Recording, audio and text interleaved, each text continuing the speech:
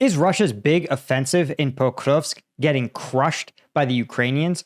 But is it even a problem for Russia that they are losing ground in their main offensive? I'm Paul, U.S. Army combat veteran. Let's talk about it. Okay, so this has been a really interesting development that while Russia has actually been relatively persistent in their efforts to try to encircle Pokrovsk, they actually are not achieving all that much success. And we can see here over the last couple days where there was reportedly, again, this Russian breakthrough of sorts into this Kucherov Yar region or Vesely.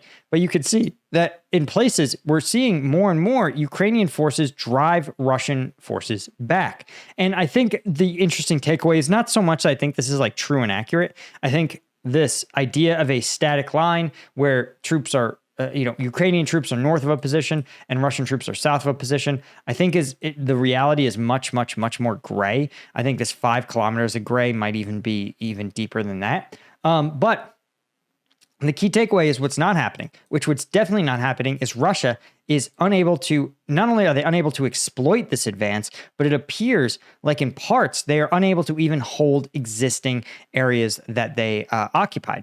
And the crazy part is that the Pokrovsk encirclement is Russia's main axis of advance. It is the area where they are trying to push the hardest. And the fact that they are still fumbling here is pretty telling. Now, don't get me wrong. Pokrovsk is in a pretty bad way, right? And we've seen, right, this has been Russia's kind of standard tactics to envelop flanks, cut off a region, and force the Ukrainians to retreat. But remember, seizing Pokrovsk has been a task that has taken the Russian armed forces well over a year to even begin to threaten it. And so this is a almost surreal level of glacial progress.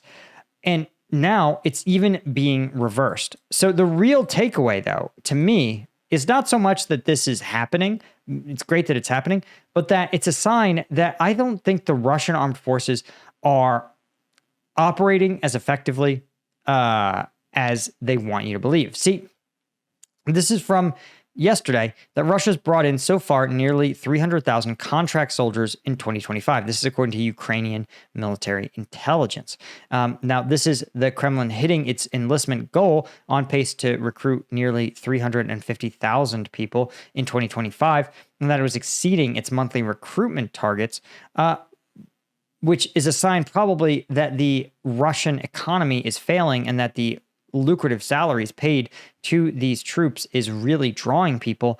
But the caliber of person, it's more than just the people themselves. It's the caliber of it, right? Russia's resorting to enlisting thousands of convicts, recruiting people with chronic medical conditions like HIV and hepatitis, right? And they, of course, are also implementing a year-round draft because remember, while Russia can't deploy draftees, what they can do is as a draftee's term ends, they begin to pressure that draftee to sign an extension, a contract, so they get deployed to the front lines. So while Russia is, again, achieving its number of troops it desires, it doesn't appear like it seems to be struggling to translate that number into combat effectiveness. And so it's what's unclear is the why. Is it because Russia is not able to equip those troops adequately to actually perform frontline duties? Is it struggling to actually execute the advancing operations as they want to? Is it simply just the battlefield? Is it intrinsic to is their ability to hit their recruitment goals offset by a way higher casualty rate given Ukraine's increasing lethality with drones? It's tough to say, right? Because again, Ukraine has absolutely had their own problems with manpower and recruitment. But unlike Russia, they have had fewer problems in terms of getting logistics and munitions and funding. And to be clear, there are still a lot of places where Russian forces are continuing to advance, right? But I think what is important is that it is a far cry from what Putinist propaganda claims, which is that the Russians are advancing across the board. Ukrainians are unable to stop them.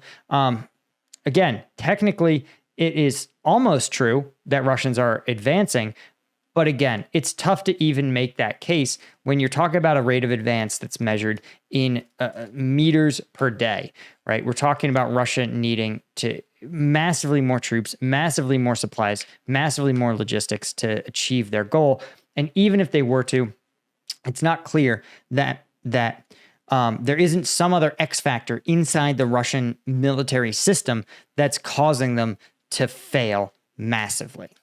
If you wonder where I get the energy to stream like this every day and also run triathlons and ultra marathons as I did literally last week, you know that my secret weapon is Strike Gum. It's veteran owned, made in the USA, and sugar free. It's got an energy drink's worth of caffeine in every single piece. So we're also having a buy one, get one on all single packs. So check it out at strikegum.com. And of course, as always, hit that subscribe button. I'll see you in the next one. Okay, guys.